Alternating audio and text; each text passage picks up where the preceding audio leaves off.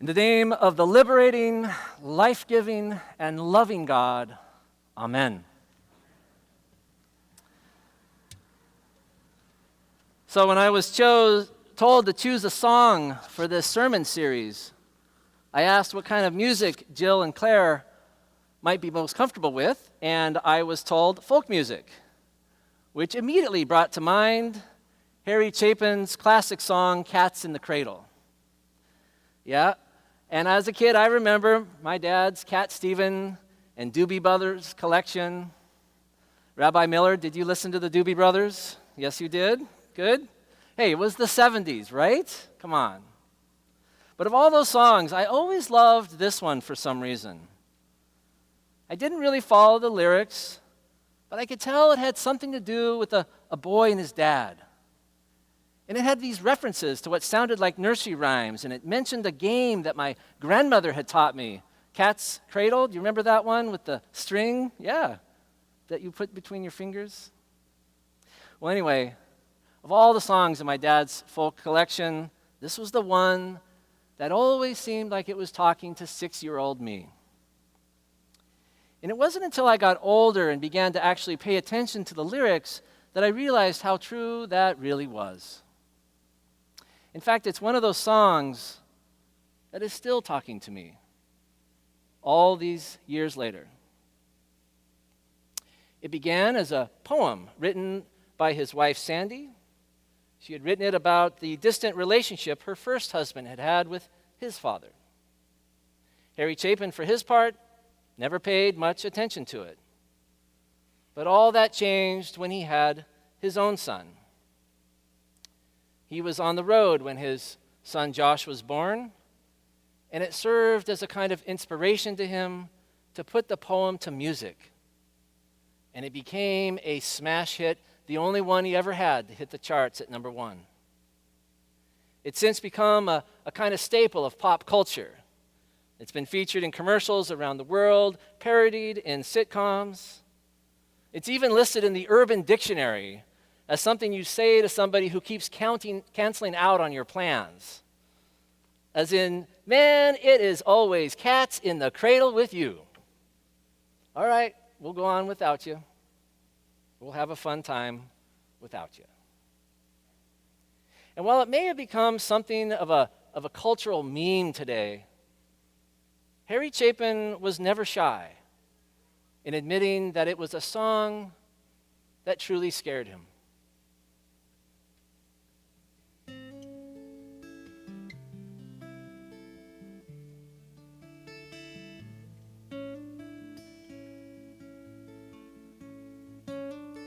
Child who arrived just the other day came to the world in the usual way, but there were planes to catch and bills to pay.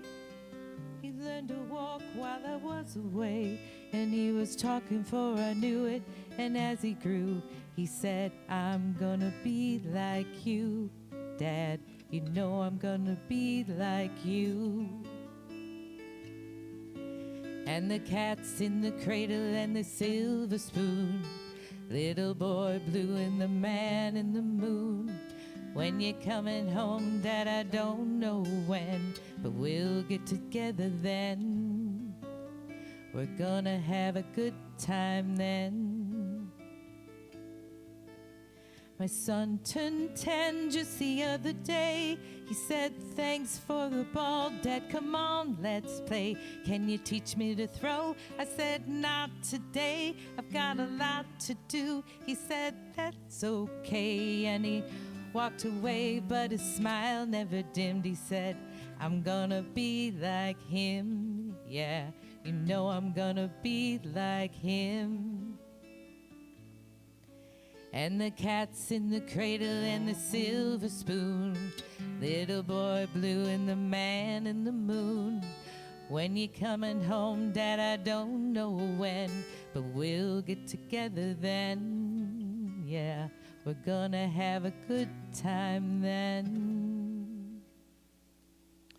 Since becoming parents, if there was one piece of advice that Joe and I have heard over and over again from relatives, from friends, cashiers at the market, random people on the street. It's to do this. Do not miss out. Before you know it, they'll be off to college, and it'll seem just as the song says, like just the other day, that they were cuddling with you on the couch in their jammies. And I have to say, all of you were spot on about that. It already feels like just the other day that Joe and I were trading shifts through the night, warming bottles of formula, digging behind the couch for that one green pacifier that always seemed to do the trick. So I get it. You were so right about that. And yet, I still find it to be a constant challenge to be present. And it gets real for me every time I'm working on a sermon, fixing something around the house, cooking dinner, getting ready for work. And my daughter Alina comes up to me with nothing but hope in her eyes. Hey, Dad, do you want to come downstairs and play with me? And in that moment, I can hear all of your advice ringing in my ears. There it is, Chris. There's one of those moments. Don't miss out. And it's not just our relationships between our parents and our children. I think this song names what is perhaps the greatest challenge of all of our lives. How do we find the time for all of those that we love? Our spouses, our partners, our dearest friends, old school chums, colleagues at work. I know Pastor Manisha and Bill and I, we're constantly talking about how can we find more time just to hang out. And not to mention the most important relationship of all, God.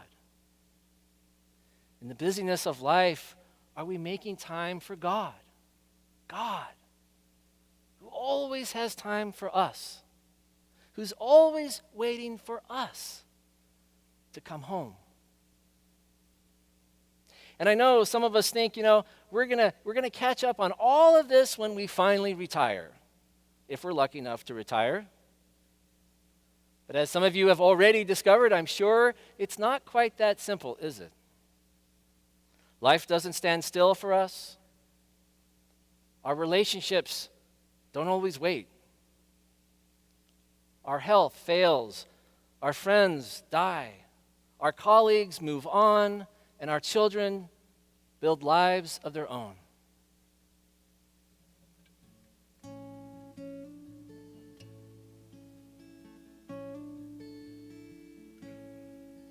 When he came from college just the other day, so much like a man, I just had to say, son, I'm proud of you. Can you sit for a while? He shook his head and he said with a smile, what I'd really like, Dad, is to borrow the car keys. See you later, can I have them, please? And the cat's in the cradle and the silver spoon, little boy blue and the man in the moon. When you're coming home, son, I don't know when, but we'll get together then, Dad. You know we'll have a good time then. I've long since retired, my son's moved away. I called him up just the other day. I said, I'd like to see you if you don't mind. He said, I'd love to, Dad, if I could find the time. You see, my new job's a hassle and the kids with the flu, but it's sure nice talking to you, Dad. It's been sure nice talking to you.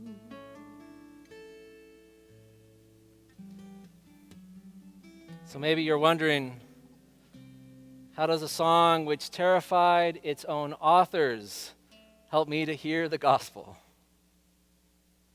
Well, for one, this song can be a hell of a wake-up call. Because whenever I hear it, No matter how busy I am, no matter how much stuff I think I need to get done, it always manages to help me carve a little time out of something I didn't have. And yes, I was listening to this song while writing the sermon yesterday, so you know I took a break and took the girls sledding. And so if hearing it helps you think about somebody that you need to call, someone in your life you could reconnect with, if you can hear the Holy Spirit tapping you on the shoulder, inviting you to bring more balance to your life, by all means, say yes. Do it if you can. It's never too late. But for me, there's more here than just being more determined. Because no matter how loud the wake-up call might be, no matter how hard we might try, in my experience, life has a way of creeping back in, doesn't it? New obligations pop up, new problems arise, new responsibilities are handed to us, and I find myself missing out once more and feeling a little guilty all over again. It seems as though there will always be planes to catch and bills to pay. There will always be trade-offs to make, and sometimes we'll make good decisions, and sometimes we're going to make bad ones. Perhaps most often, we're going to have no choice in it at all. No, the good news that this song helps me to hear isn't about being more perfect. It's about trusting more often in the grace of God. Did you notice that throughout the song, there's never a hint of bitterness or resentment between father and son? In the same way that the father in the prodigal son story welcomes his wayward son home, he doesn't chastise him for his mistakes. He comes running down the road to give him a hug. And when his son starts reading that scripted apology he's cooked up, the father's not even listening. He's already planning the party. In that same way, the father and the son in this song seem to have nothing but grace to offer one another. When the father has no time to play ball, the son says, "That's okay."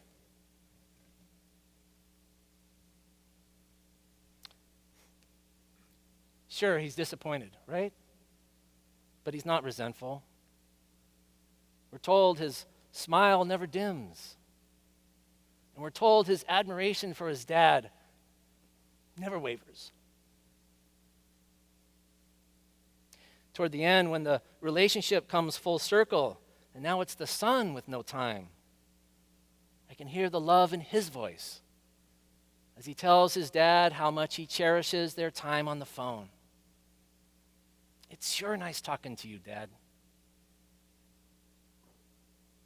And I can't help but hear the pride in the father's voice as he realizes his son is now making the same hard choices that he once did. Holding down a job he doesn't love so he can take care of his own child. Making those same trade-offs in order to take care of his family, just as he once did. So while I once heard this song as a warning against parental neglect, today I hear it as a meditation on a simple fact of life. That no matter how hard you try, there will never be enough time.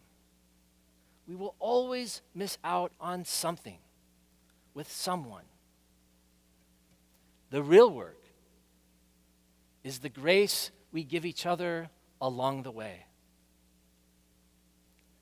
I experienced that as a teenager. My dad, he was a single father, doing everything he could, you know.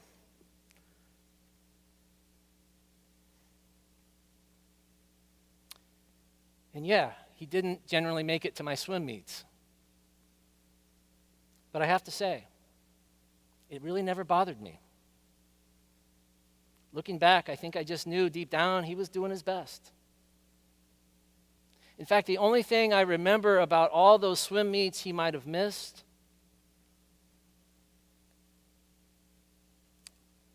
was the one he did make it to. And I don't remember, did I swim well that day? Oh, I can't remember that. I don't remember if we won. But I will never forget seeing him making his way across the pool, timidly looking for the spot where the parents were supposed to sit. And I will never forget how it made me feel that day that he had found the time, at least on that day.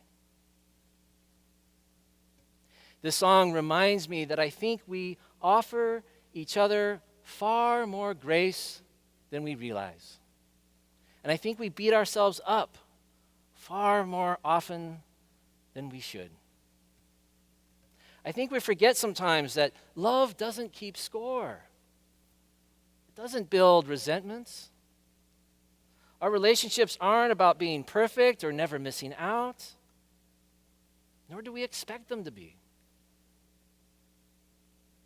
It's not about the moments we miss that we remember, but it's the time that we make that we never forget. Those are the moments that we look forward to.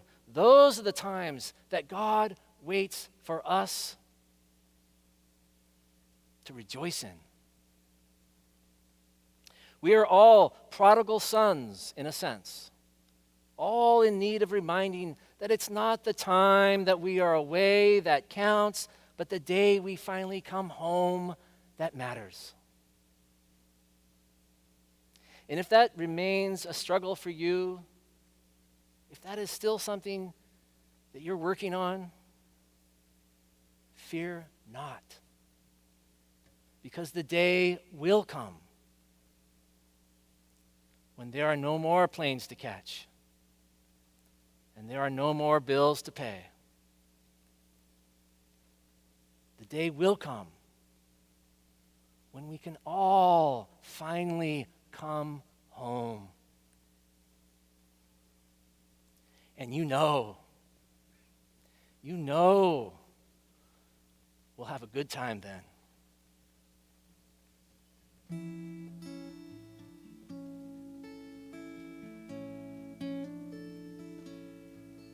And the cat's in the cradle and the silver spoon, little boy blue and the man in the moon. When you're coming home, son, I don't know when, but we'll get together then. We're gonna have a good time then. Amen.